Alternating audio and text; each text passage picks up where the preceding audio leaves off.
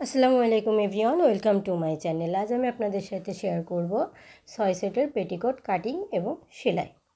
তো আমার এখানে 2 গজ 4 গ্রা পরিমাণ কাপড় আছে। আমি এটা দিয়েই 6 সেটের পেটিকোট তৈরি করব। আমি এখানে 40 ইঞ্চি কোমর দিয়ে একটা পেটিকোট তৈরি করব।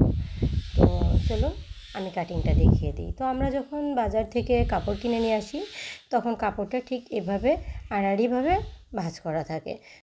ভাঁজটা যদি সমান না থাকে তাহলে টেনে টুনে একটু সমান করে ভাঁজ করে নিলেই হয়ে যাবে। আমি এখান থেকে সালোয়ারের যে ফিতা ঘরটি সেটার কাপড় কেটে নেব। তো সর্বপ্রথম আমাদের দেখতে হবে যে কাপড় ভাঁজ করার পরে মাথাটা মানে কাপড়ের উপরের সাইডটা সোজা আছে কিনা। তো এখানে যদি সোজা না থাকে সেক্ষেত্রে আপনি একটু দাগ দিয়ে সমান করে কাপড়টা কেটে সোজা করে নিতে পারেন। আমার এখানে অল্প একটু বাঁকা মনে হচ্ছিল, সে কারণে আমি সেটুকু কেটে নিলাম। এবার আমি ফিতা ঘরের জন্য 5 ইঞ্চি কাপড় নিয়ে নেব। এখানে 5 ইঞ্চিতে একটা মার্ক করে নিচ্ছে।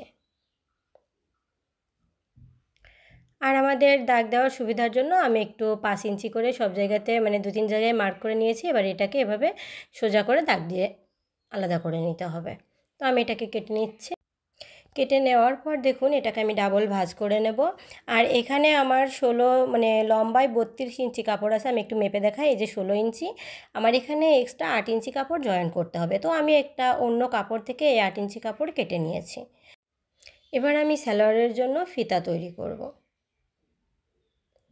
তো ফিতা তৈরি করার জন্য আমি মূল যে কাপড়টা সেটার যে এক পাশ থেকে 1 ইঞ্চি পরিমাণ কাপড় এভাবে কেটে নেব। নিয়ে টান দিলেই কাপড়টা আলাদা হয়ে যাবে।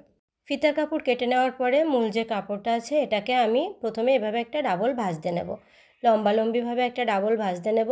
আপনারা কি করবেন, এই ক্ষেত্রে আপনারা লম্বার মাপটা নিয়ে নিতে পারেন। আপনাদের যতটা লম্বা পেটিকোট প্রয়োজন ঠিক সেই পরিমাণে লম্বার মাপটা নেবেন এখানে। এবার আমি কাপড়টাকে আড়াআড়ি আর একটা ভাঁজ দিয়ে 4 ভাঁজ করে নিয়েছি। এবার আমাদের যেটা করতে হবে সেটা হচ্ছে খোলা সাইডটা মানে সামনের দিকে রাখতে হবে আর বন্ধ সাইডটা নিচের দিকে রাখতে হবে। রাখার পর আমরা এখানের থেকে কোমরের মাপ নেব।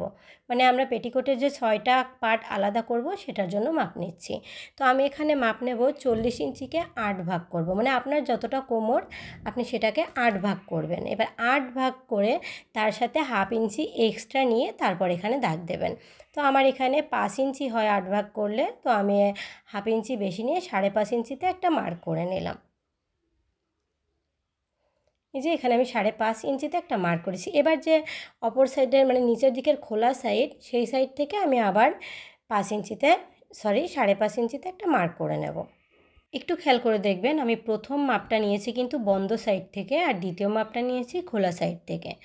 এবার এই দুইটা দাগ একসাথে মিলিয়ে নিতে হবে। তো এটা মেলানোর জন্য আমি কাপড়টাকে এভাবে একটু ভাঁজ করে নিচ্ছি। আপনারা চাইলে সরাসরি স্কেল দিয়ে দাগ দিতে পারেন, তবে আমি এভাবে একটু ভাঁজ করে নখ দিয়ে ডলা দিয়ে নেব। এবার দাগটা পড়ে গেলে এর উপর দিয়ে স্কেল দিয়ে মার্ক করে নেব।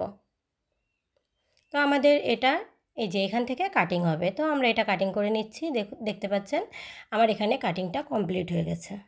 এবার এই 6 সেট পেটিকোটের একটি ইম্পর্টেন্ট কাজ আছে, সেটা হচ্ছে যে এই যে চওড়া যে দুটো সাইড এই দুটো সাইড একসাথে করে এই কর্নার থেকে 1 ইঞ্চিতে একটা মার্ক করে উপর দিকে একটা স্কেল ধরে এভাবে একটা দাগ দিয়ে নেব। এই দাগটা দেওয়ার কারণ হচ্ছে আমাদের যে কোনাগুলো ঝুলে যায় এভাবে কাটিং করে নিলে কোনো কোনা ঝুলবে না, একেবারেই রাউন্ড শেপ হবে। তো আমি এটা কাটিং করে নিচ্ছি। এবার এই জোড়ার সাইডগুলো একটু কেটে নিলেই হয়ে যাবে।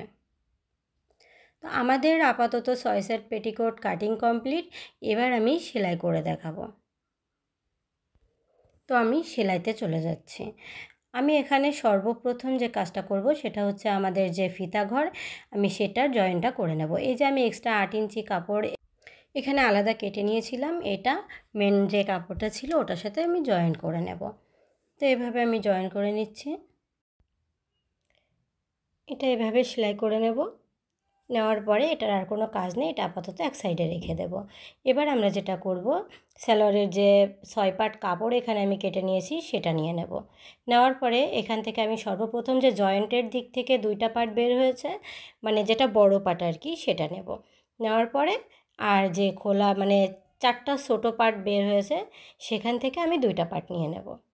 এবার আমাদের একটা জিনিস লক্ষ্য রাখতে হবে, আমরা যখন কাটিংটা করেছি যে মানে আড়াআড়িভাবে কাটিং করেছি, আর আমি জয়েন করার সময়ও ঠিক আড়াআড়িভাবেই জয়েনগুলো করে নেব। তো কাপড়ের যেটা সোজা সাইড সেটা সেলাই করব না, আড়া যে কাটিংটা আছে সেই কাটিংয়ের সাথে কাটিংটা আমি এভাবে সেলাই করে নেব, মানে বড় পাটের সাথে ছোটো পাট এই আড়াআড়িভাবে আমি সেলাইটা করে নেব। এই যে এখান থেকে হাফ ইঞ্চি আমি কাটিংয়ের জন্য সেলাইয়ের জন্য কাটিংয়ের সময় হাফ ইঞ্চি করে এক্সট্রা কাপড় রেখেছিলাম, আর সেই এক্সট্রা হাফ ইঞ্চি কাপড়ে আমি এখানে সেলাই করে নেব।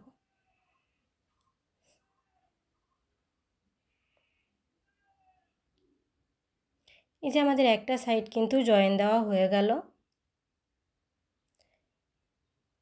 এই যে এভাবে মেলে নিতে হবে। নেওয়ার পর আপনি এখান থেকে একটু নখ দিয়ে ডলা দিয়ে নিতে পারেন, তাহলে সেলাইটা ফিনিশিংভাবে দেখা যাবে। আর মানে আমি আরেকটা সাইডে আরেকটা সেলাই করে নেব। এটা কিন্তু কোমরের সাইডটা আমি সেলাই করছি, ঘেরের সাইডটা নিচে আসে। এটারও আমি এভাবে এই যে মানে সোজা সাইডটা এপাশে রেখে আরের যে সাইডটা এটা এভাবে ধরে সেলাই করে নেব। সেলাইয়ের সুবিধার জন্য আমি এভাবে একটু মানে উল্টো সাইডটা উপরে রেখে নিলাম, ঘুরিয়ে নিলাম কাপড়টাকে। আপনাদের যেভাবে সুবিধা হবে আপনি উল্টো সোজা ঠিক রেখে সেলাইটা করে নেবেন। আমি এখানে দুইটা সাইডই সেলাই করে নিয়েছি, মানে 3টা কাপড় একসাথে জয়েন করে নিয়েছি। সেমভাবে আমি অপর সাইডটাও সেলাই করে নেব, মানে আরেকটা পাটও এইভাবে তৈরি করে নেব। নেওয়ার পরে এবার দেখেন আমার এখানে দুইটা পার্টই তৈরি হয়ে গেছে। এবার আমাদের যেটা কাজ সেটা হলো আমরা পেটিকোটের যে সাইড কাটা থাকে সেই কাটাটা কেটে নেব। আমি এখানে সাইড কাটার জন্য 6 ইঞ্চি কাপড় নিলাম। এবার এই যে এইভাবে আমি একটু দেখিয়ে দিই আমি কতটুকু কাপড় কাটবো। এই যে দাগটা দিয়ে নিলাম, আমি এতটুকু কাপড় এভাবে কেটে মানে ফাঁকা করে নেব। জাস্ট দেখতে থাকুন। এই যে এবার দেখেন আমি একটা সাইড এভাবে চিকন করে একটা ভাঁজ দিয়ে নেব, দিয়ে অপর সাইডে চিকন ভাঁজি দেব, বাট দুইটা ভাঁজ দেব। প্রথমে একটা ভাঁজ দেব, তারপর আর একটা ভাঁজ দেব, দিয়ে সেলাই করে নেব। মানে একটা খোলা সাইড থাকবে আর একটা পাকা সাইড থাকবে, যেটার দুই সাইডই মানে দুই ডাবল ভাঁজ করে মোড়ানো হবে। যে আমার সেলাইটা হয়ে গেল। এবার আমি কাপড়টাকে সোজা সাইডে করে নেব। সোজা সাইডে করে নেওয়ার পরে যে সাইডটা আমার একটা সেলাই দিয়েছিলাম, মানে একটা ভাঙা দিয়ে সেলাই দিয়েছিলাম, ওই সাইডের কাপড়টা এভাবে 1 ইঞ্চি ভাঁজ করে নেব। নেওয়ার পরে দেখতে পাচ্ছেন এই যে আমরা এখান থেকে সেলাই শুরু করব। সেলাইটা দেব আমরা এই যে মানে কাটার যে অংশটা এর হাফ ইঞ্চি নিচ পর্যন্ত, হাফ ইঞ্চি নিচ পর্যন্ত সেলাই দেবো। আর এই যে বক্স মতো করব, বক্সের আকারে করব, সেই কারণে উপরে হাফ ইঞ্চিতে একটা সেলাই দিয়ে নিলাম, মানে দাগ দিয়ে নিলাম। এবার আমি সেলাইটা করছি। একটু খেয়াল করলেই বুঝতে পারবেন যে কিভাবে সেলাইটা করা হচ্ছে। এই যে নিচের যে দাগটা দিয়েছিলাম এই পর্যন্ত নিয়েছি। এবার আড়ের দিক থেকে একটা সেলাই দেব, দিয়ে আবারও উপরের দিকে লম্বার দিকে সেলাইটা দেব, উপরের যে দাগটা দিয়েছি সেই পর্যন্ত। আবারও আমি আর একটা সেলাই দিয়ে নেব, নিয়ে এটা এভাবে বক্স আকারে তৈরি করে নিলাম। আমি একটা কুরাশ সেলাই দিয়ে নিচ্ছি। এভাবে করে সেলাই করলে কী হবে, আপনার আজন্মেও পেটিকোটের এই কাটার এখান থেকে ছিঁড়বে না। আপনার পেটিকোট পুরনো হয়ে যাবে, যেখান থেকে খুশি ছিঁড়তে পারে, বাট এখান থেকে কখনো আর ছিঁড়ে যাবে না। আমাদের সাইড কাটা সেলাইটা হয়ে গেল। এবার আমরা যেটা করব, দুইটা সাইড একসাথে করে মানে পেটিকোটের যে দুইটা পার্ট এক জায়গায় করে দুইটার সাইড সেলাই করে নেব।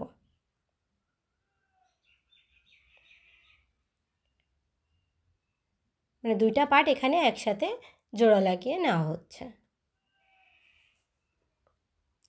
একটা পার্ট সেলাই করে নিয়েছি, অন্য সাইডটাও একইভাবে সেলাই করে নেব।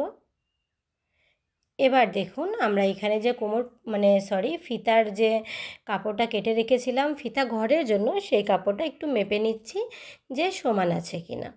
তো আমার এখানে সেমই আছে। দেখুন আমি পুরো কাপড়টাকে এভাবে লম্বায় হাফ ইঞ্চি করে, মানে খোলা সাইড যেটা সেটা এভাবে হাফ ইঞ্চি করে ভাঁজ করে নিলাম। মানে এটা আমি সেলাই করব, সেলাইয়ের সুবিধার জন্য আমার ভাঁজটা করে নেওয়া। এই যে চিকন একটা ভাঁজ দিয়ে নিচ্ছি, এটা আপনাদের যদি কোমর মানে ফিতার যে ঘর সেটার সাইড খোলা থাকে, মানে পাকা না থাকে, খোলা থাকে, তো সেক্ষেত্রে আপনি এভাবে একটা ভাঁজ দিয়ে দুই সাইডে দুইটা ভাঁজ দিয়ে সেলাই করে নিতে পারেন। এবার দেখেন আমি যে এইভাবে ভেতর পাশে মানে সোজা সাইডে ফিতার যে কাপড়টা, ফিতা ঘরের যে কাপড়টা, সেটা ভিতর সাইডে ধরে এটার সাথে এভাবে জয়েন করে নেব। আপনার যখন ফিতা ঘরের কাপড় আর মানে এই যে পেটিকোটের সেলাইয়ের পরে কোমরের যে অংশটা সমান হবে, তখন সেলাই করতে কোনো প্রবলেমই হবে না, একবার আপনি টানা সেলাই করে যেতে পারবেন। তো আমি সেলাইটা করে নিয়েছি। এবার আমি এটা সোজা সাইডে মানে সোজা করে নিয়ে এভাবে সেলাইয়ের উপর দিয়ে একটু নখ ডলে নিলাম। এবার দেখেন আমি এই যে এই সাইডটা এইটার উপরে ভাঁজ করে সেলাই করে নেব। আমি একেবারে নিচে যে সেলাইটা দিয়েছি সেই সেলাইয়ের উপর দিয়েই আবার সেলাই দেব। তা না হলে যদি মানে সোজা সাইড থেকে কাপড় বের হয়ে যায় তখন দেখতে সেটা খারাপ দেখা যায়।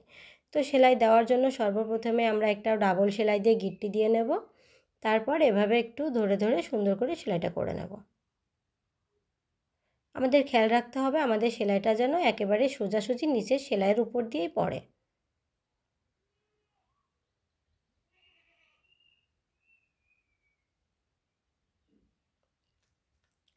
তো আমাদের কোমরপটি জয়েনটা হয়ে গেছে, আমরা আরও একটা সেলাই দিয়ে নেব এর একটুখানি সাইড দিয়ে 1 থেকে 2 সুতো দূর থেকে। এটা দিলে পেটিকোটের সেলাইটা দেখতে সুন্দর দেখা যাবে। তো আমাদের সেলাই দেওয়া হয়ে গেল, আমাদের কোমর জয়েন্ট হয়ে গেছে অলরেডি। এবার আমাদের যে কাজ সেটা হলো আমাদের নিচের ঘেরের অংশটা সেলাই করা।